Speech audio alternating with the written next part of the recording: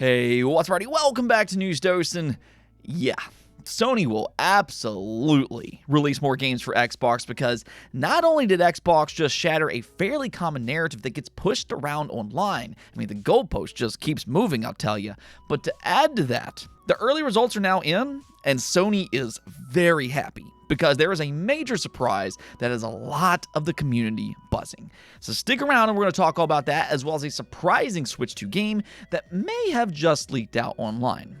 First, though, I do want to thank my supporters on Patreon and on YouTube memberships.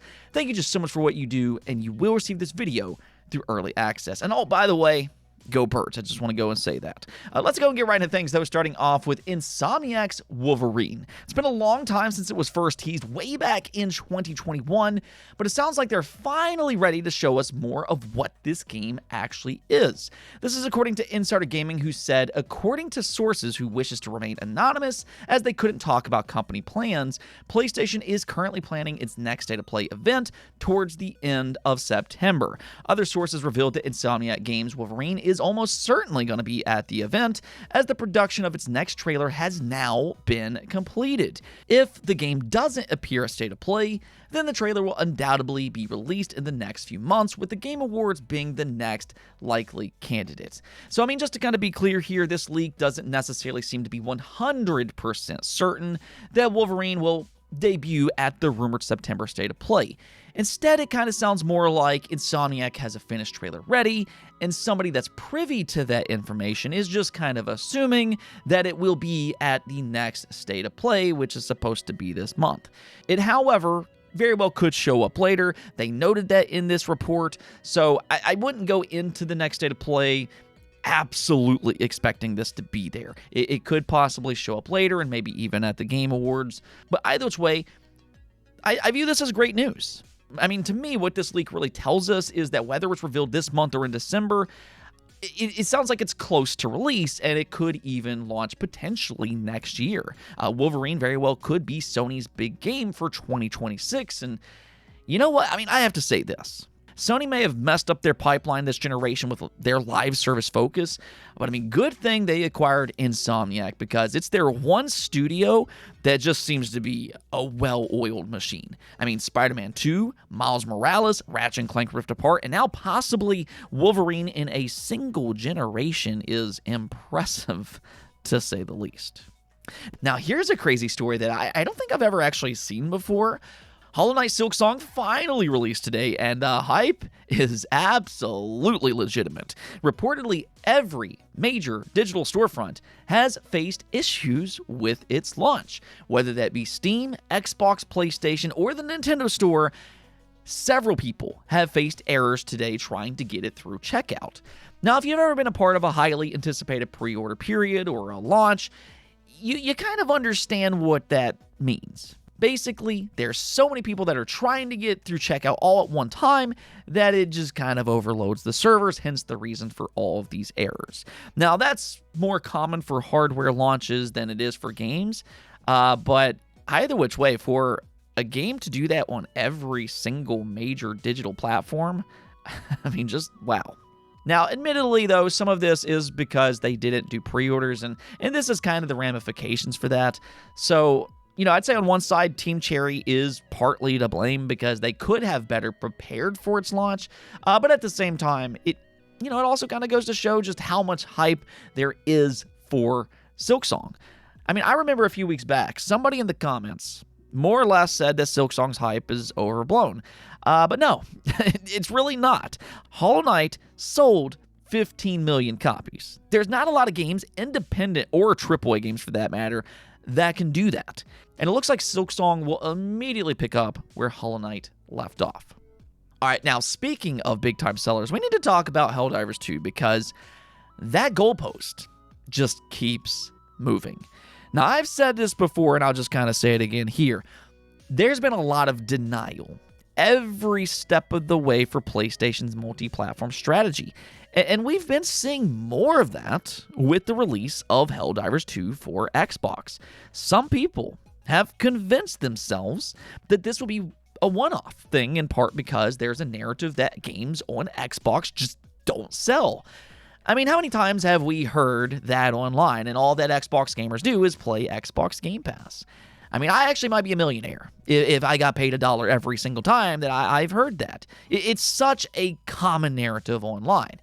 So this has convinced some people that PlayStation will simply give up on Xbox after Helldivers 2 inevitably fails. They believe that it's not going to sell well, Sony will be disappointed, and that'll be that. They'll be done with their short-lived Xbox strategy.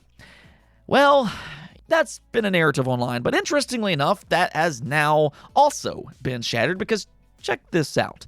Helldivers 2 on Xbox for its first 6 days reportedly has sold 926,000 copies, which that alone is already impressive enough.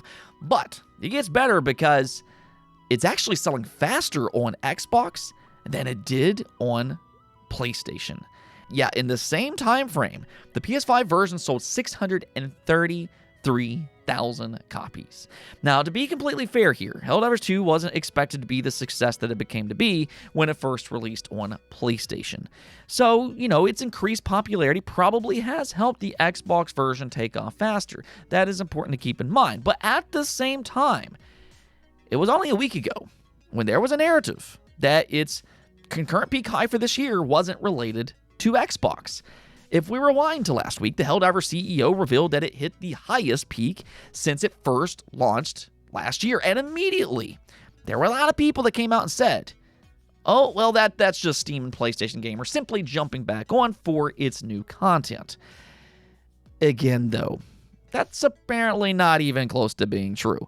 Xbox gamers showed up in a major way, as we're seeing here. It's already sold close to 1 million copies, which is extremely impressive, especially given it's a staggered release. A lot of times, staggered games don't sell all that well, but that's not the case for Helldivers 2 on Xbox, and honestly, I don't think that this is necessarily a huge surprise like some people are making it out to be. Xbox has always been popular among shooter fans. And this is one of the better multiplayer shooters from this generation. I mean, plus it also has Halo attached to it, so, that I think it just makes sense for it to sell well on Xbox.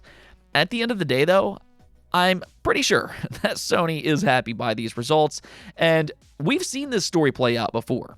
Xbox started with just a few multi-platform games for PlayStation and Nintendo, and then when they saw a lot of success, we all kind of know what happened after that. Slowly but surely, more games were ported over to rival consoles. They eased up on their exclusive strategy. So for PlayStation, it might just start with Helldivers 2, but given its early success on Xbox, this could very well be a sign that this is only the beginning of more to come.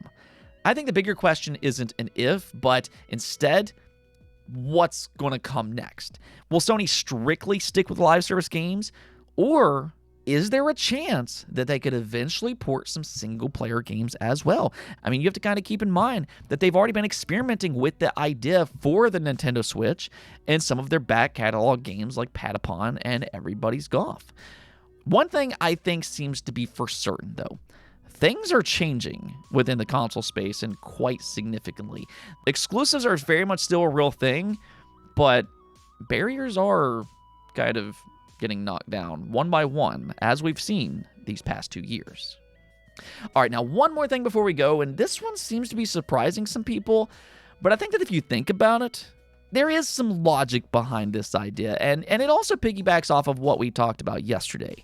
Now, I'll circle back to that here in just a moment, but what's happening here is that allegedly, Resident Evil Requiem will get a Switch 2 and even a PlayStation 4 version.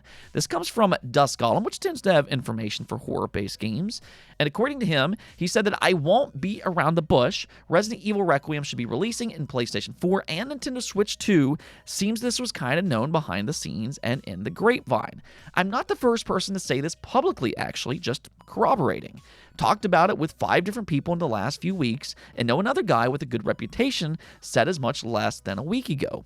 So not from me, but I have been hearing the same thing. Unsure if it'll be at launch, and my guess is it'll be a different version with different tech, sort of like the Xbox 360, PS3, and Wii, PS2 era, since some features of Requiem, like ray tracing, are focused on modern platforms.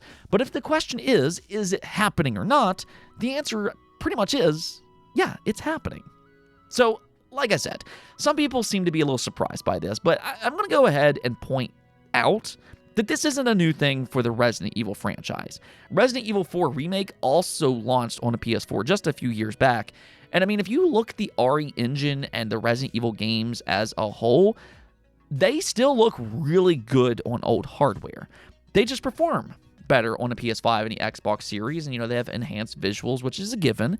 They're also some of the best looking games on those platforms, but they're also still very capable on the PlayStation 4 and the Xbox One as well. We've seen that with Resident Evil 2, 3, 4, 7, and even Resident Evil Village. So unless Resident Evil 9 makes some kind of massive visual jump, then I'd say that a Switch 2 and a PS4 version seems very plausible. In fact, if you watch my video from yesterday, you'll know that Capcom's president recently complained about the PS5's high price tag because he believes its high barrier for entry is keeping more gamers from playing their games. He even went so far as to mention that the Switch 2 is a much more affordable console in Japan. So that seems to be a good indication that they are looking at the Switch 2 for future releases. They want their games to be on these more affordable platforms. That way, their games have more potential to sell. So again, I think this is actually a very plausible outcome. I mean, we'll see. It might not launch side by side with the other consoles, as Dust Golem mentioned, but it at the very least does seem like there's a very real chance that this could happen. Anyways, though, that's going to be it for this episode. But until next time, make sure to subscribe, ring that bell, and peace out.